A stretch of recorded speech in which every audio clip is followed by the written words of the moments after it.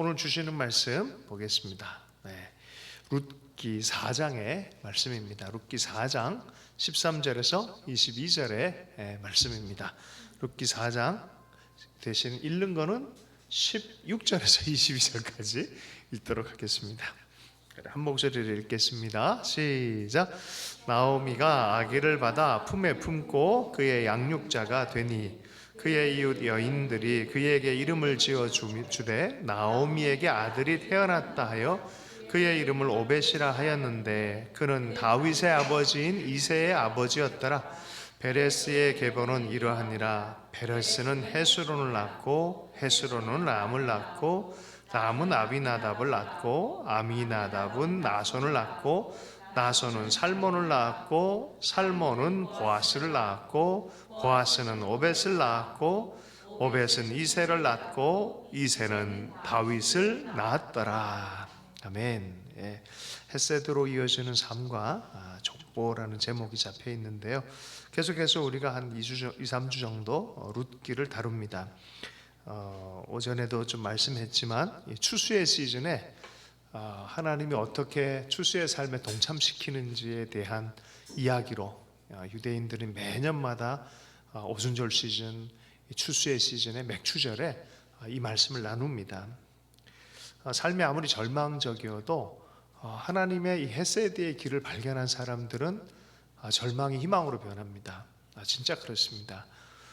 어느 곳에 있든지 하나님의 그 사랑에 대한 신뢰함을 가지고 그러한 삶의 문을 열어가는 사람들은 하나님이 그 자리에 함께 계신 것을 보고 경험하게 될 줄로 믿습니다. 룻기를 읽을 때마다 감동이 그런 감동입니다.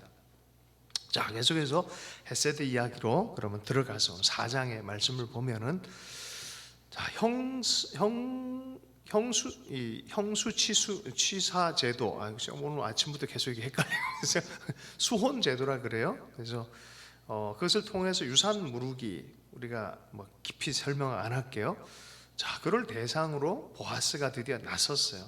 4장에 가 보면은 1순위 되는 그 아무개가 있었는데 아무개가 내가 무르겠다 처음에 했어요. 그 뭔 소리냐면은 나오미의 유산 무르기 내가 하겠다, 내가 그 밭을 사겠다 이렇게 얘기했어요.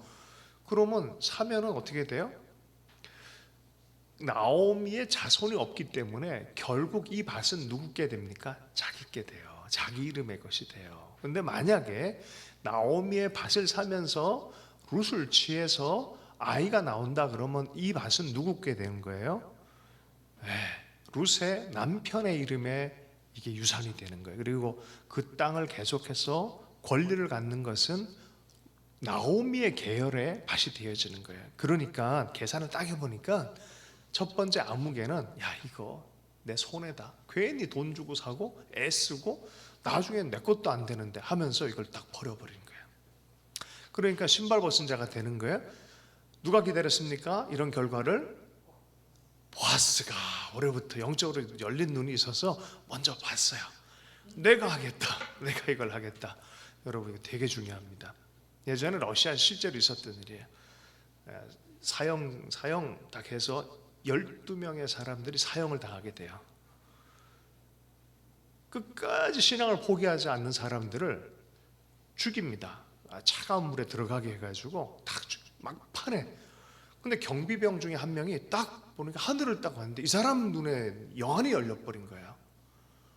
하늘문이 쫙 열려가지고 보니까 천사들이 면류관을 갖고 쫙 내려오는데 내려오는 때 딱 한 명이 야, 나 더 이상 못하겠다 하고 생명을 살리려고 나는 포기, 하나님 포기하는 그 순간에 무슨 일이 생겼습니까? 한 명의 천사가 면류관을 갖고 내려오다가 돌아가는 걸 딱 봐버린 거예요. 그래서 경비병이 내가 대신 죽겠다고. 이거 전설인데 진짜입니다. 이거 러시아의 아주 유명한 이야기입니다. 그래서 그 사람이 대신 순교했다. 12명의 뼈를 다 이렇게 취합해가지고 강물에 뿌렸더니 흩어지지 않는다는 거예요. 그 뼈를 다 취합해서 러시아 내에 아주 유명한 성당 밑에다 딱 안장을 해놨어요. 아주 유명한 이야기입니다. 나중에 집에 가서 좀 찾아보세요. 보아스는 이게 아무래도 1순위 된 사람들은 안 할 것 같은데 내가 그러다가 법적으로 무시할 수는 없으니까 존중해 주겠다. 그런데 만약에 그 사람이 안 한다 그러면 내가 취하겠다는 거예요. 여러분, 하나님의 일은 취하는 거예요. 양보하면 안 돼요. 특별히 희생에 대해서, 재정에 대해서. 우리가 열방부흥 축제할 때 그런 얘기를 했어요. 책임지고 돈 많이 내는 사람들이 기름 부음 받는다. 우리가 그래 농담을 했어요. 진짜 그래요. 진짜 내가 책임지겠다. 풍력하자. 그리고 세우자. 하나님 나라 일을 세우자. 네.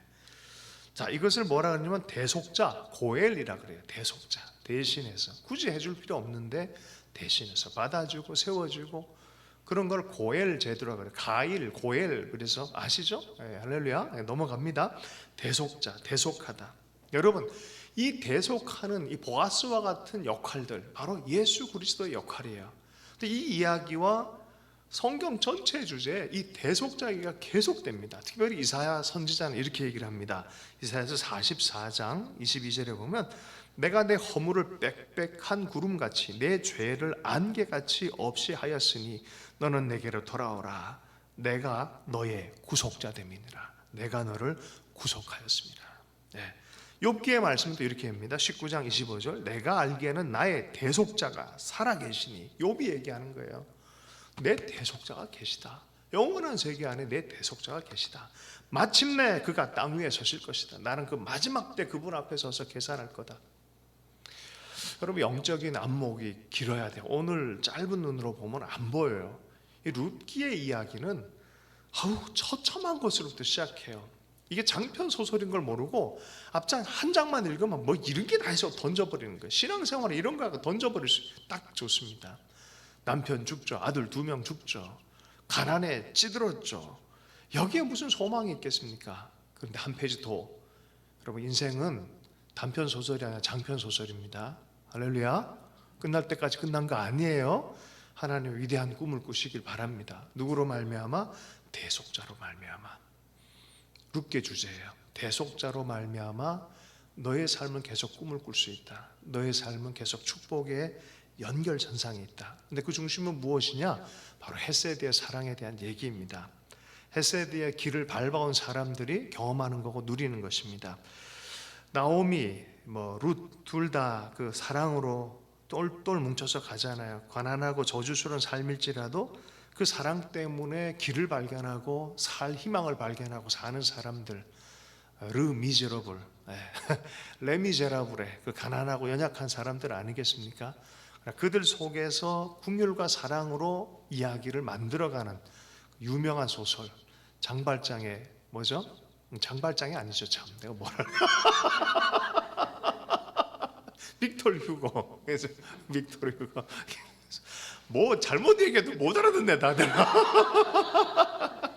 그래서 어쨌든, 그래서 작가들이 성경의 이야기를 정말 관통하는 작가들이 많아요. 뭐 톨스토이 뭐 이런 분들 그 작품들 읽어보면 성경 읽는 것 같은 느낌 들 때가 많습니다. 사실 성경으로부터 나온 거죠. 고린도전서 13장에 결국 그 사랑으로 말미암아 삶이 일구어지는 것을 얘기를 했어요. 그것이 이끄는 것이 결국 추수의 밭의 첫 열매로 이끌어졌습니다. 다시 꿈꿀 수 있고 다시 웃을 수 있는 22리터의 첫 열매를 받아왔어요. 누가? 룻이. 누구의 밭에서? 이 보아스의 밭에서. 그것을 얼마나 기뻤겠습니까? 그리고 나오미가 얘기해 준 거죠. 내가 보니 그 사람 우리 친족이다. 네 삶도 새롭게 할 수 있고 우리 무너진 가정도 이어갈 수 있을 것 같다. 힘을 내자 하면서 따라라고 하면서 시킨 게 뭐예요? 너 이제 보아 찾아가서 이렇게 해라. 지혜를 가르쳐 줬어요. 그리고 밤에 은밀하게 잘 얘기해서 그 사람이 기업 물을 자니까 얘기해라. 왜 밤에 찾아갔다고요? 1순위가 따로 있으니까. 그리고 잘못 얘기했다간 이런 이야기가 막 사람들 사이에 오고 가면 보아스와 이런 얘기를 정확하게 할 수가 없어. 그러니까 알아들을 만한 예의가 있고 지혜가 있는 보아스에게 직접 얘기하는 방법밖에 없었어요. 그 지혜를 가지고 잘 얘기를 했습니다. 굉장히 당혹스러운 부탁을 했잖아요. 자, 그런데 얘기를 다 들은 보아스가 이렇게 얘기를 합니다. 오전에는 제가 이걸 하려고 해서 시간이 너무 길어졌고 막 그래서 얘기를 안 했는데 3장 9절과 혹시 10절 혹시 보여줄 수 있나요? 함께 한번 읽어보겠습니다. 시작. 이르되 내가 누구냐 하니 대답하되 나는 당신의 여종 루시오니 당신의 옷자락을 펴 당신의 여종을 덮으소서. 이는 당신이 기업을 물을 자가 되미니이다 하니 그가 이르되 내 딸아 여호와께서 내게 복 주시기를 원하노라. 내가 가난하건 부하건 젊은 자를 따르지 아니하였으니 내가 내게 베푼 은혜가 처음보다 나중이 더하도다. 야, 너 참 특별한 사랑의 사람이구나. 처음에는 네 시어머니 모시려고 네 삶의 모든 기회를 다 접어버리고 그리고 희생이 되어지는 정말 문화를 넘어가고 언어를 넘어가고 자기가 정말 좀 찐따당할 수도 있는 이런 문화 안으로 들어온 것, 그거 사랑이다.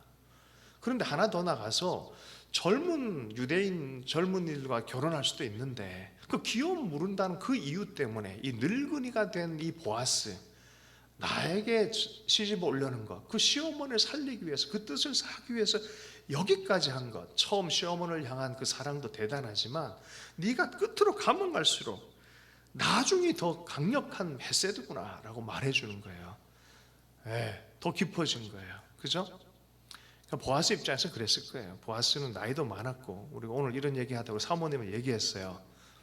분명히 룻은 미인은 아니었을 것 같아.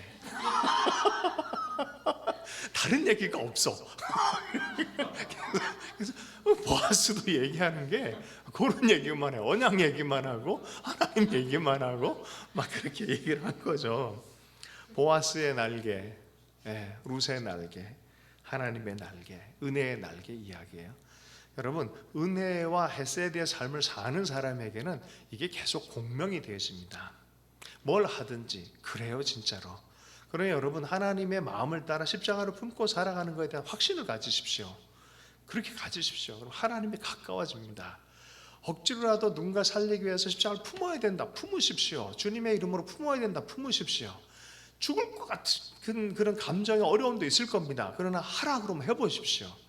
어느 순간에 주님이 내게 그렇게 나 죽을 것 같을 때 다가오십니다.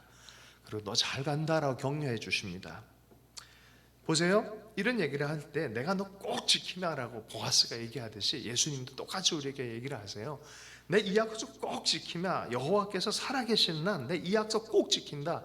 그 사람이 노라 그러면 내가 다 책임진다라고 말을 하고 있는 것이죠. 내 딸아, 어떻게 되는지를 알 때까지 그대로 있으라. 그 남자가 가만히 있지 않고 오늘 그 일을 마칠 테니 너는 이제 소망 가운데 기다려라 라고 말해요. 나오미가 룻에게 얘기해 주는 거야. 야, 상황이 그러냐? 너 다 얘기했구나. 그리고 시어머니 위해서 6대의 이 볶은 곡식도 막 주니까 야, 상황 이해를 다 했어요. 이제는 기다리는 거다. 여러분, 인생은요 길게 살아야 돼요. 길게 하나님 비전을 꿈꿔야 됩니다. 나무들이 이렇게 있는데 나무를 깎아요. 깎아서 팽이를 탁탁탁탁 빨리빨리 만들어요. 깎을 때 얼마나 아픕니까? 근데 내 차례가 됐어. 아니 근데 주인이 깎고 깎는데 다른 사람은 하루만 다 깎을 거를 나는 계속 깎아내는 거야. 아파 죽겠는데 깎아내고 막 빼빠라 그래. 빼빠가 이게 뭐래. 사포로 막 밀고 다 끝났나 싶은데 끌로 막 이렇게 하고 끝났나 싶은데 송곳 가지고 새기기까지 합니다. 너무너무 아픈 거예요. 이제 끝이에요? 아니. 딴 애들 벌써 끝났는데요? 아니. 너는 시간 좀 걸릴까? 하루 정도가 아니라 하루, 이틀, 6개월, 1년, 2년. 여러분, 최고의 목관악기를 만든 것과 팽이를 만드는 건 다른 거예요. 팽이는 어떻습니까? 쉽게 만들어요. 딱 잘라서 빙해서 하루 만에 만들어요. 그럼 어떻게 해요? 맨날 맞아요. 목관하기는 어떻습니까? 여러분, 아름다운 피리를 불고 아름다운 소리를 내기 위해서 그걸 견뎌내는 거예요. 견뎌내는 거예요. 여러분, 인생을요 길게 생각하십시오. 짧은 순간 조그만 계절을 보면서 절망할 이유가 아닌 것이죠. 이들의 처음이 얼마나 비참했습니까? 다 끝나버렸죠. 남편 죽고 아들 죽고 뭐 자부 돌아가고 그나마 있는 유일한 마음의 안식처 룻 헤세드 같고. 그런데 뭐 베들레헴 돌아왔다고 뭐 뾰족한 수가 있습니까? 당장 구걸하듯이 이삭 줍기 하러 가야 되는 게 현실인데요. 근데 그 현실에서 이런 역전의 이야기가 시작되는 것이죠. 자, 이제 마무리 하십시다. 제가 질문 하나 드릴게요. 룻의 남편의 이름을 아십니까? 3장까지 읽으면 몰라요. 4장에 등장합니다. 보아스가 얘기를 해요. 말론의 처인 룻을 내 아내로 받아들입니다 라고 얘기를 합니다. 말론이었어, 말론. 네. 자, 이스라엘에 그래서 사람들 어쨌든 첫 번째 사람 노라 하니까 장로들 다 해서 그 파수꾼의 그 심판자의 그 마을의 전체 사람들이 모이는 그 망대 그 앞쪽에서 다 모여서 10명의 장로들이 또 증인 쓰고 많은 사람들이 알아먹게 하면서 결국 이 모든 과정을 유산 물리기를 다 이렇게 합니다. 그러면서 죽은 자의 이름이 끊어지지 않기를 하는 그런 얘기를 하면서 내가 저 가정 살리겠습니다 라는 책임을 져주는 거예요. 제가 설교 이렇게 하다가 갑자기 생각난 게 있었어요. 사실은 우리 김광호 우리 목사님이 섬기는 생명나무 교회가 작년에 시작됐지만 사실 다시 시작한 거야.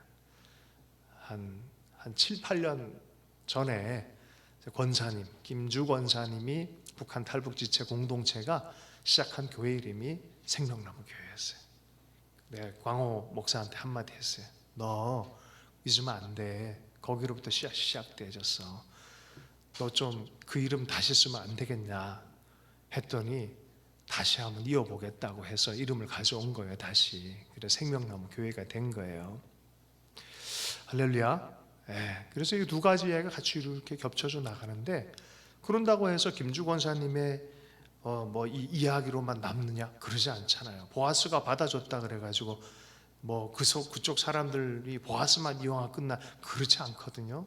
이름을 보면은 성경에 다 남아있어요. 보아스의 이름이 남아있고 오벳의 이름이 남아있고 자녀의 이름이 남아있고 그 가정의 이름이 다 남아있고 아름다운 사랑의 이야기처럼 흘러가는 것이 드러나는 것이죠.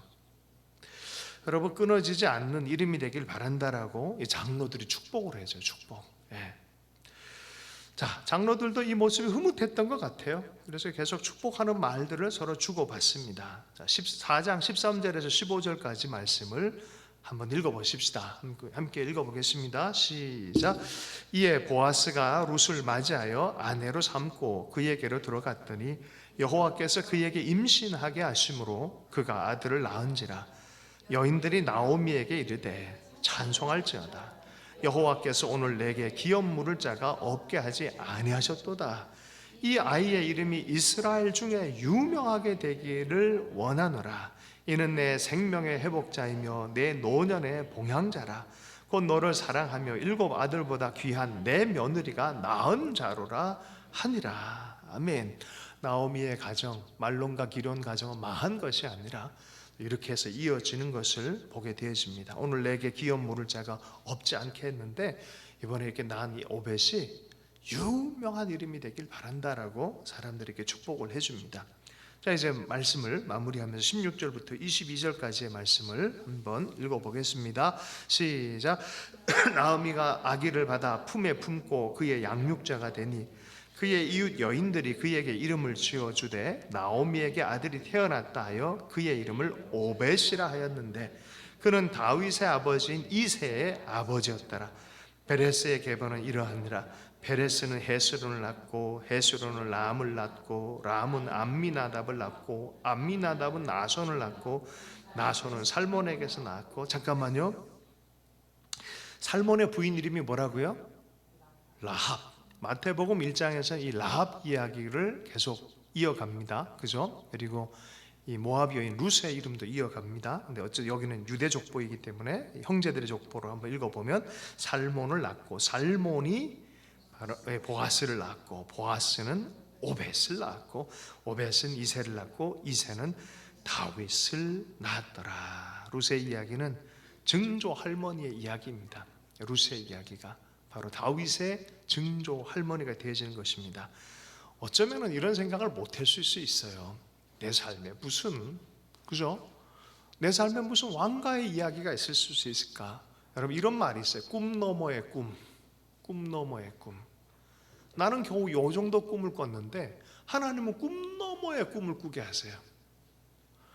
나는 겨우 내 자녀 살리고 내 환경을 살리려고 한 게 다였는데 하나님 그 살림을 통해서 그 사랑의 계보가 꿈 너머의 꿈을 보게 해요.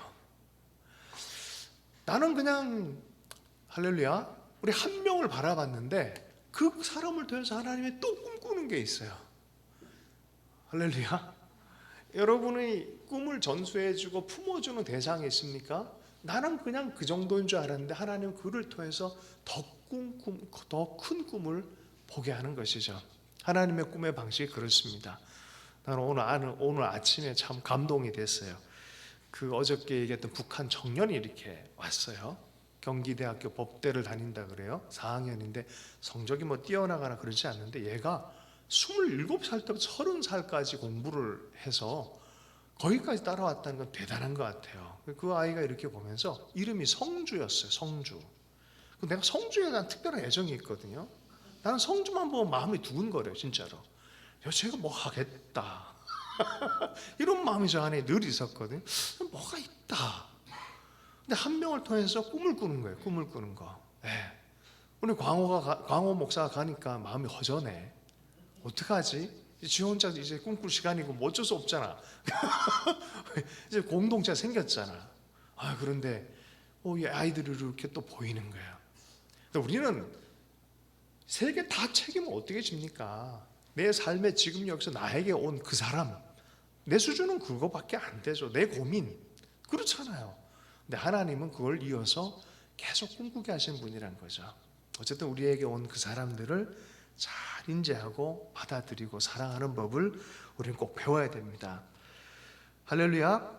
하나님 안에서 존재를 헤세드를 지키고 헤세드를 바라보는 사람이 어떻게 하나님 인도하는지를 여러분이 증언자가 되어야 우리의 말에도 힘이 생기는 줄로 믿습니다.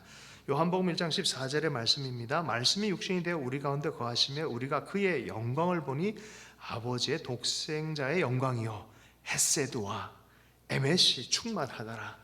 여러분 은혜와 진리가 충만하더라. 헤세드가 충만하더라 라는 말씀이에요. 네. 끊임없는 사랑에 그 영이 가득하더라. 예수님이 우리에게 말씀하셨어요. 내 존재에 대한 사명 선언이 있다. 나는 대접받으러 온 게 아니라 나는 대접 섬기러 왔고 내 삶을 대속자로서 내 자신이 대속물이 되는 너희들을 대속하기 위해서 내 자신이 대속물이 되시기 위해서 왔다라고 말해요. 무엇입니까? 사랑이 출발지고 사랑이 종착점인 것을 우리에게 보여주고 있습니다. 대속하다, 엑사고라조, 가알, 회생을 위해서 대가 지불하는 헤세드 사랑이 연결되어져 있는 거예요. 여러분, 이 예수님께서 우리에게 보여주신 그것이 보아스의 이야기를 통해, 룻의 이야기를 통해서, 나오미 이야기를 통해서 우리에게 전해주고 있는데요. 바로 이것이 우리에게 언약으로 주어진 것이 바로 서로 사랑해라. 내가 너희를 사랑한 것처럼 서로 사랑해라라고 말해요. 새 언약의 공동체를 말해줍니다. 하나님이신 그분이 우리를 위해 대속물이 되어주고 죽어주셨다는 것은 여러분 엄청난 신관의 변화예요. 여기서부터 성경에는 문자적으로 안 나왔지만 우리가 믿고 있는 분명한 진리가 하나 확실하게 계시가 됩니다. 하나님이 나를 위해 죽어주셔. 하나님의 아들이 나를 위해 죽어주셔. 그 아들이 하나님이셨구나. 여기서 무엇이 나옵니까? 삼위일체가 나와요. 삼위일체. 하나님이신 분이 우리를 위해 죽어주셨구나. 예수님이 죽어주심으로 모든 제사 제도도 완성되어 버렸어요. 속죄의 모든 제사도 완성이 되어 버렸습니다. 제도가 폐지되어 버렸어요. 보세요. 할례 제도는 세례로 변화가 되어 있고요. 제사 제도는 예배와 성찬으로 변화가 되어 있고요. 이런 이 기업 무르고 토지법 지켜서 사람들에게 평등하게 잘 살아가도록 하는 이러한 희년법은 자발적인 구제로 변화되어 있어요. 구제하고 함께 살도록 그들의 자리를 마련해주고 하는 함께 삶에 대한 이야기로 변했어요. 초대교회를 보면은 그래서 성령께서 역사하니까 자발적으로 이러한 이 보아스의 이야기 이런 이야기가 사도행전 2장에 자발적으로 서로 나누는 이야기로 전환된 걸 보게 되었어요. 핍절한 사람이 없었다라고 말해요. 핍절한 사람이 없었더라. 제가 자주 얘기합니다. 어느 교회를 갔더니, 미국 교회를 갔더니 우리 교회는 변호사도 있고, 우리 교회는 부자도 있고, 우리 교회는 노숙자까지 와서 손들고 같이 예배한다. 와, 대단하구나. 근데 집에 가서, 숙소에 가서 가만히 생각하고 이상한 거예요. 보아스의 이야기에서는 그들을 더 이상 그런 식으로 노숙자의 삶이 운명처럼 살아가서 내버려 두지 않았는데, 사도행전 2장에는 가난하고 연약한 사람은 핏절한 일이 없었다라고 서로 자발적으로 나눔으로 이것을 경제적 자유로 허락했는데 왜 그게 자랑거리가 되지? 라는 의문을 가질 수밖에 없었던 거죠. 여러분, 성경을 자세히 읽다 보면은 우리가 말은 그렇게 하는데 살아가기 참 어렵구나, 사실 그렇게 못 사는구나라는 것을 결국 발견하게 됩니다. 물론 우리가 온 세상 다 책임질 수 없어요. 적어도 내가 지금 살아가는 내 삶의 현장에 만나는 사람들, 내가 도울 수 있는 사람이 있으면 외면하지 않고 살아가길 바랍니다. 제가 요새 이제 성경 말씀 이거 준비하면서 요거 좀 했으면 좋겠다는 마음이 딱 들었어요. 사역 이름부터 적어놨어요. 사역 이름이 뭐냐면 Under the Wing. 뭐 닭날개 먹자 뭐 이런 게 아니라 Under the Wing. 그 날개 아래, 그 날개 아래 품은 사역들, 품어주고 세워주고 책임져주고 때로 먹여주고 이해해주고 하는 그런 사역에 대한 이야기. 그래서 교회는요, 초대 교회는 전도와 더불어 구제사역은 예수님이 처음부터 얘기한 거고 바울도 끝까지 강조해서 얘기한 거예요. 교회는 그렇게 해야 된다. 나눠라. 요새 마귀가 그런데요, 교회 다니게 하도 막 귀에 박히게 교육을 많이 받아서 교인들이 교회에 못 가게 한다 그러면은 너 마귀지 그러고 해서 마귀가 정체가 들통나니까 교회는 가게 한답니다.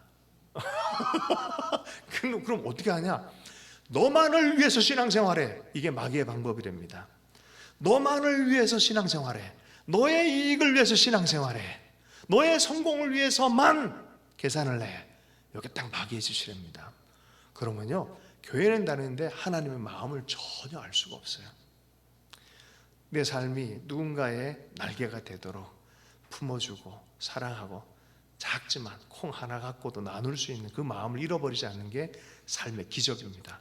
존재가 망가지지 않아요. 이런 사람은 나치의 감옥 안에 있어도 자기의 존엄성을 무너뜨리지 않는 사람들이에요. 나는 사랑에 인도함 받는 사람입니다 라는 것을 드러내는 사람들인 줄로 믿습니다. 냉수 한 그릇, 작은 자 섬기는 것 주님이 잊지 않겠다라고 말씀하셨어요. 우리 삶을 살다 보면 크고 작은 좌절이 참 많아요. 그러나 이 사랑의 이 진리와 지식을 배운 사람들은 마음의 근육이 커진 사람들입니다. 여러분, 이것은 훈련해야 돼요. 철저하게 제자도를 훈련해야 됩니다. 연구 없이 절대 학자가 될 수 없습니다. 훈련 없이 어떻게 선수가 되겠습니까? 여러분, 신앙의 훈련도 마찬가지예요. 경건의 훈련을 해라라고 말해요. 훈련 없이 어떻게 온전하게 될 수 있겠습니까? 고생스럽고 고난스러운 걸 통과해도 사랑을 포기하지 않고 그 자리에 남아서 끝까지 열매 맺을 수 있는 그런 훈련을 온전히 할 수 있기를 축복합니다. 저는 꿈을 꿔봅니다. 우리에게 십자가의 길을 가르쳐준 그 주님을 따라서 정말 실패 가운데서도, 가난 가운데, 눈물 가운데서도 소망을 포기하지 않고 사랑을 포기하지 않고 살아가는, 그것을 통과할 수 있기를 축복합니다. 그러면요, 예수님 안에서 주님이 우리를 만들어가는 것을 결국 보게 되어질 것이라는 게 성경의 예언의 약속입니다. 이사야서 54장 1절의 말씀 마지막으로 한번 읽어보겠습니다. 시작. 잉태하지 못하며 출산하지 못한 너는 노래할지어다. 산고를 겪지 못한 너는 외쳐 노래할지어다. 이는 홀로 된 여인의 자식이 남편 있는 자의 자식보다 많음이라 여호와께서 말씀하셨느니라. 이 예수 그리스도 때문에, 이 사랑의 하나님의 아들 예수 그리스도 때문에, 이 우리를 위해 대속하신 이분 때문에 출산하지 못한 사람, 저주스러운 인생도 더 많은 자녀가 있다 노래하는 그러한 삶의 놀라운, 진짜 성공하는 삶을 경험하게 될 거야. 너희가 노래하게 될 것이다를 말한 거예요. 그분이 이 방식으로 나를 바꾸고 우리를 바꿔가며 그의 언약이 우리를 반드시 축복할 것에 대해서 말씀해요. 진짜 축복은 이러한 축복인 줄로 믿습니다. 하나님의 헤세드 안에 교회는 변화될 것이고, 나는 변화될 것이고, 또한 축복의 대상으로, 축복의 통로로 살아가는 것이 하나님의 뜻인 줄로 믿습니다. 오늘 주신 말씀 붙들고 잠시 기도할 때, 하나님, 우리도 이 헤세드의 이야기, 하나님의 복음의 이야기를 계속 이어가는 삶을 살게 해 주십시오. 우리 결단하면서 기도하고요. 우리 목사님들 좀 기도하면 좋겠고, 오늘 진 목사님도 한번 기도하실까요? 할렐루야. 왠지 기도해야 될 것 같아요. 자, 우리 기도하십시다. 함께 기도합니다. 하나님 아버지, 감사합니다. 우리 하나님께서 은혜를 베풀어 주시고 헤세드로 살게 해주셔서 감사합니다. 비록 부족하지만 계속해서 그 길을 걸어가게 해주십시오. 믿음의 걸음 걸어갈 때 헤세드와 헤세드가 만나며 하나님의 영광의 헤세드, 은혜와 진리가 충만한 예수 그리스도가 아버지 하나님 온전히 계시되며 드러나게 해주실 줄로 믿습니다. 우리의 삶과 우리의 말 안에 하나님의 영광을 드러내 주시기를 간절히 기도합니다. 우리 한 사람 한 사람이 이 진리의 길, 생명의 길, 사랑의 길 아버지 계속 걸어갈 수 있도록 축복해 주시기 원합니다. 우리의 다음 세대, 우리의 북한, 하나 우리의 이 한반도가 이러한 사랑에 계속 접속돼서 나아갈 수 있도록 은혜 베풀어 주시옵소서. 감사드립니다. 예수님을 축복하며 기도했습니다.